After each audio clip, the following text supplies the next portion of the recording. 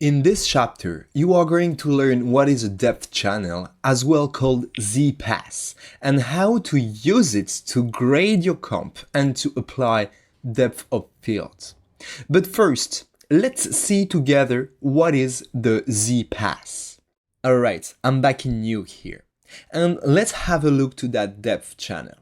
So if we are looking at the scanline render here, we can see that we are outputting red, green, blue alpha channels, but as well a bunch of other layers.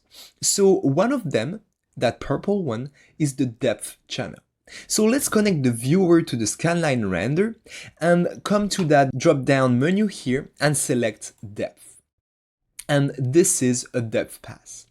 A depth pass will map each pixel with a value corresponding to the distance from the camera. Here, in our case, the brighter it will be, the closest from the camera it will be. As you can see, when I move my mouse, that value will give us the distance value. So here is a little representation of how it works. We have distance units that are mapped between 0 and 1. 0 being the further away and 1 being the position of the camera. But this is true for Nuke, that outputs values of depth mapped between 0 and 1.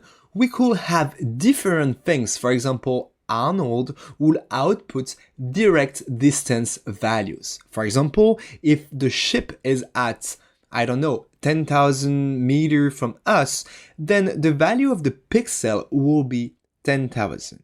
And we will see a little bit later how to use those values.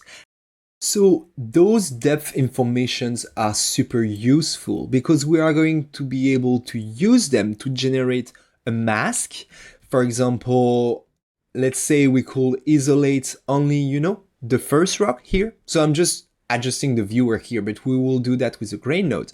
And for example, those rocks could be more contrasted, and we will be able to use that black and white thing as a mask to drive our color correction.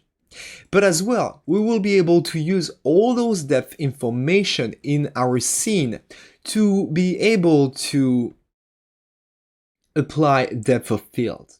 And this is as well super important.